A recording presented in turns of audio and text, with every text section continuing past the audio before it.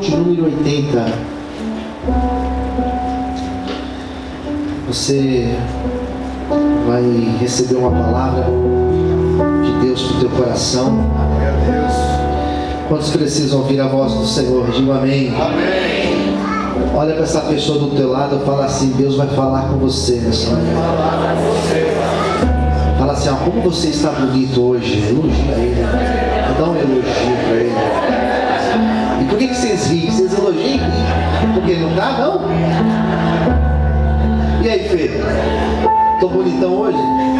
Tô elegante ou mais ou menos? É elegante. Você fala só assim a mão, assim é mais ou menos. Vamos lá, Salmo de número 80. Quem já encontrou, diga amém. Então vamos ler. Versículo 1. Pastor de Israel. Ó pastor de Israel. Deus é chamado de Pastor de Israel.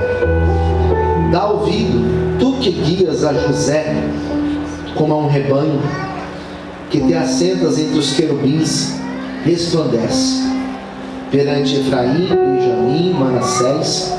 Desperta o teu poder e vem salvar-nos. Faze-nos voltar, ó Deus. Faz resplandecer o teu rosto e seremos salvos. Que é um pedido que o povo fazia a Deus. Versículo 4, vamos ver como que eles pediam. Ó Senhor Deus dos exércitos, até quando te indignarás contra a oração do teu povo? Tu nos sustentastes com pão de lágrimas, e lhes dá a beber lágrimas em abundância.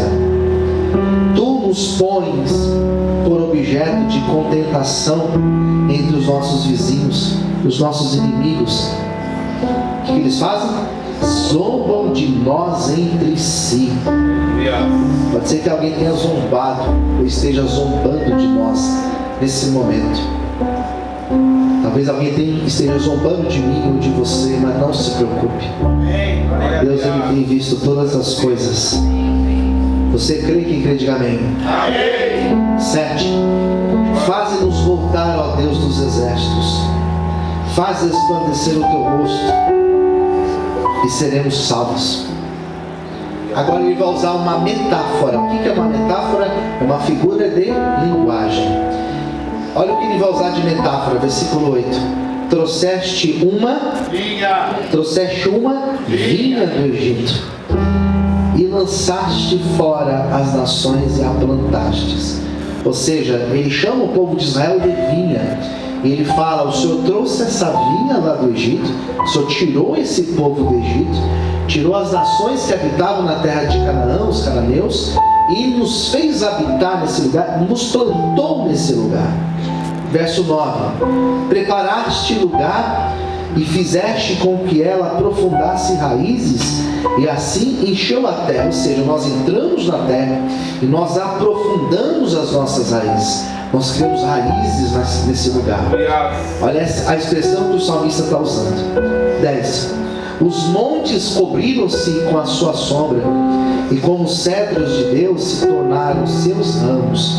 Ela estendeu a sua ramagem até ao mar, e os seus ramos até o rio. Ou seja, nós espalhamos como as raízes, do mar até o rio. Nós fomos espalhando as nossas raízes. E ele fala: o Senhor nos fez como cedro. Uma outra metáfora que é utilizada aqui, versículo 10. Cedros de Deus. Cedro é uma madeira muito forte. Fala para o seu irmão do lado: você é mais forte do que você imagina. Quem crê nisso, diga amém. Não é força física não. Não é força física não. É força em Deus. Você é mais forte do que você imagina. Daí vem aqui, vamos lá. Daí vem o versículo de número 12. Porque quebraste então os seus valados, de modo que todos os que passam por ela a vidimam. O javali da selva a devasta, e as feras do campo a devoram. Versículo 14. Ele olha para o céu e fala: ó Deus dos exércitos, volta-te, nós te rogamos, atende dos céus e vê e visita esta vila. Ou seja, Deus venha nos visitar, Senhor. Tem uma palavra de Deus para você nessa manhã. O Senhor, Ele está te visitando nessa manhã. Abre o teu coração e comece a criar expectativa. Sabe por quê? Porque Deus, Ele está te visitando nesta manhã. Essa palavra de Deus para você, receba ela em nome de Jesus. Aleluia! Louvado seja Deus. Aplauda Ele. Diga glória a Deus. Versículo 15.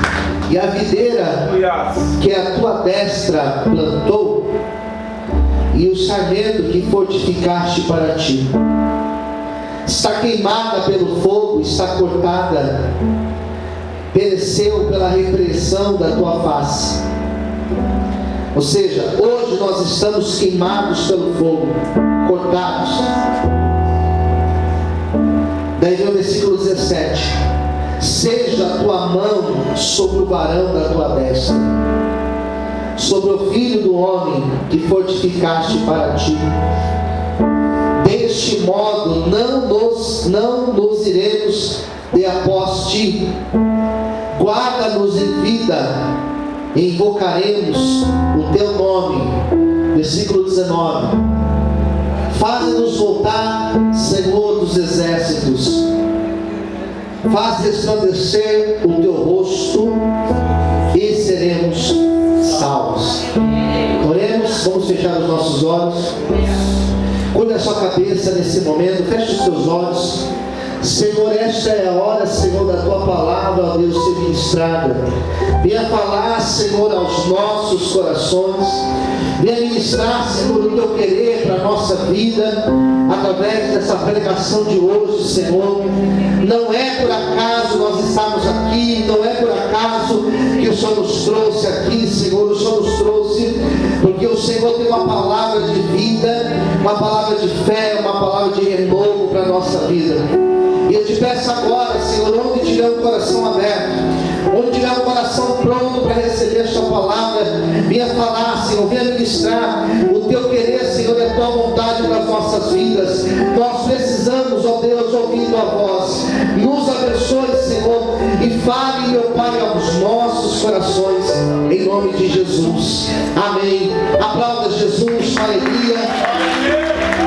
Diga glória a Deus.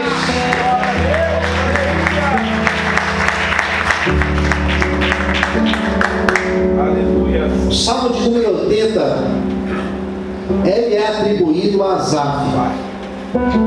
Eu não me apego muito esse tal de quem é atribuído aos Salmos. Eu me apego muito mais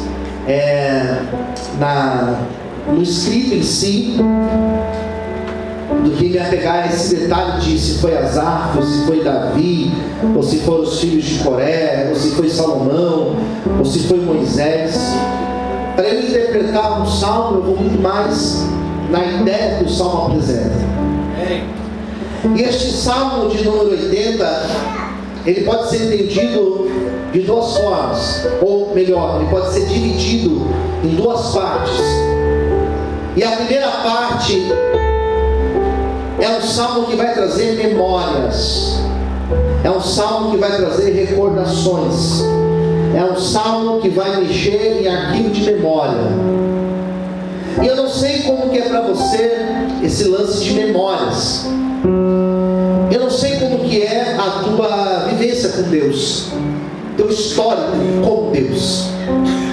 Mas eu sou uma pessoa, se eu sentar com você para conversar, eu terei diversas experiências para contar de situações que eu passei na presença de Deus. Se nós sentarmos para falar, por exemplo, sobre de cura, e aí, já teve cura na tua vida? Eu vou ter diversos exemplos que eu fui curado. Eu teria testemunhos para contar para vocês, quando eu tive traumatismo craniano, quando eu fui desenganado pelos médicos. Eu poderia contar diversas situações na minha vida sobre cura. Poderia contar para vocês também, por exemplo, de pessoas que eu orei e Deus curou. Eu já vi Deus curar pessoas. Eu já vi um médico chegar para mim, para minha mãe, e falar assim: olha, acerca do meu pai, não tem mais o que fazer, desenganar o meu pai. E nós orarmos, e eu lembro da oração que eu fiz, eu lembro das palavras que eu usei para orar. Eu lembro de como eu fiquei quando eu recebi aquela notícia. E nós oramos, e Deus deu 16 anos de vida para meu pai.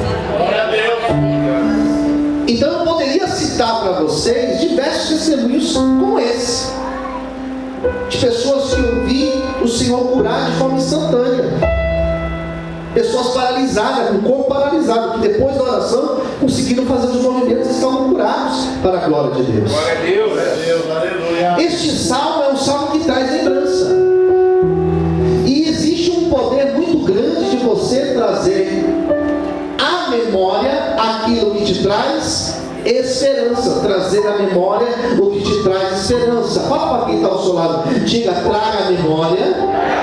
Mais alto, diga: traga a memória aquilo que te traz esperança. Posso ouvir um amém, queridos? Então este salmo ele traz memória. E qual que é a memória que este salmo vai revisitar? Qual que é o testemunho que este salmo vai revisitar? Porque o testemunho é você reativar a fé. Quando alguém chega para mim e fala assim: pastor, eu estou passando por uma situação, passando por um problema, e eu chego para essa pessoa e digo para ela: olha, não se preocupe, porque Deus, eu já vi Deus fazendo uma obra numa pessoa que tinha um problema igual você tem hoje, e Deus fez.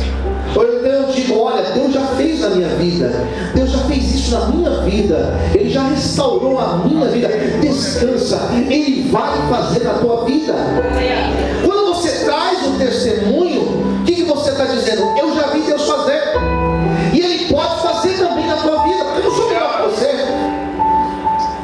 Então este salmo, ele vai revisitar uma experiência. E é uma experiência a mais marcante do povo de Israel. Aqui, por exemplo, aparece, nos primeiros versículos, aparece a palavra Egito. Esse país do norte da África, chamado Egito, que faz fronteira com Israel, não é citado aqui por acaso.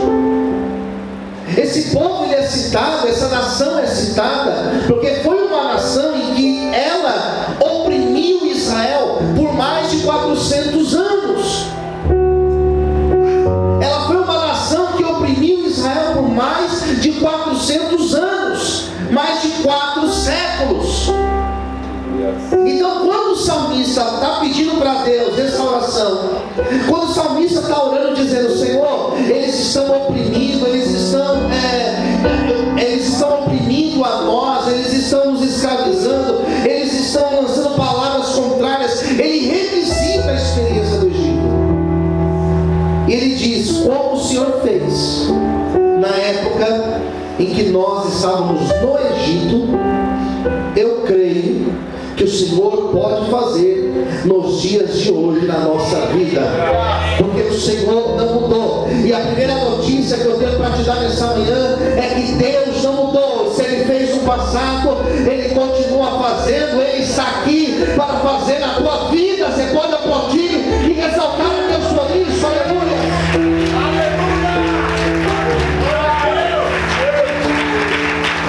Quem crê nisso, diga amém. Diga para quem está ao seu lado: Deus vai fazer na tua vida. Está fraco, diga com mais fé: Deus vai fazer na tua vida. Então ele lembra. E ele fala assim: o Senhor nos trouxe de lá.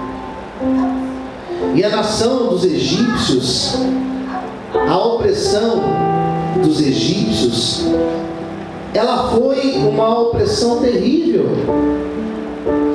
A opressão dos egípcios foi uma opressão que nos tornou reféns por mais de 400 anos. E aquele povo que orou ele não é melhor do que nós que estamos aqui.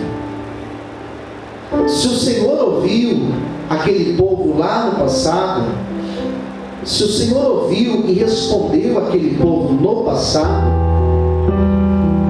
tenha misericórdia de nós e nos ouça nesse momento, porque a nossa opressão não é igual a deles, mas é uma opressão que tem tirado a nossa paz. Porque existe, não melhorou não, mexe ali, por favor. É o primeiro aqui da ponta.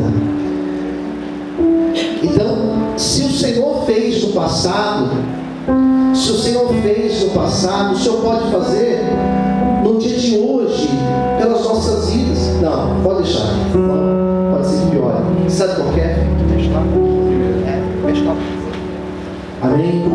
Glória a Deus. Se o Senhor fez no passado, o Senhor pode fazer no dia de hoje, porque o Senhor é o mesmo. Esse salmo está dizendo, queridos, olhem para mim.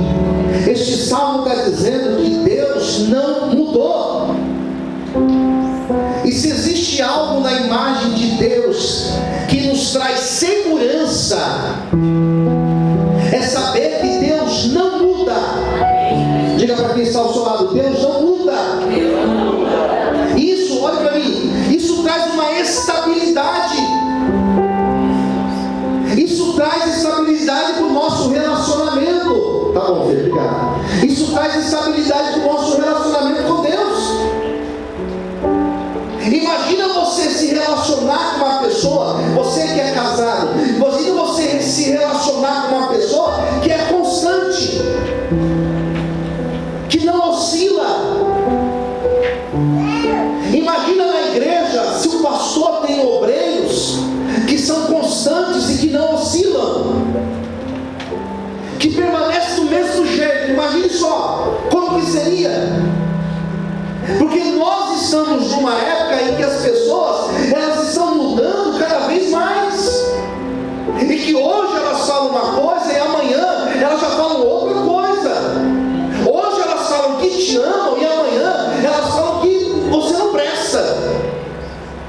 Quem está entendendo? Diga amém. As pessoas são inconstantes. Nós estamos numa época que, para se falar de estabilidade, é uma das coisas mais difíceis de nós falarmos. Alguém que está estável no emprego, um comércio que é estável, uma empresa que é estável, um investimento que é estável. É difícil nós falarmos de estabilidade hoje, porque as coisas oscilam.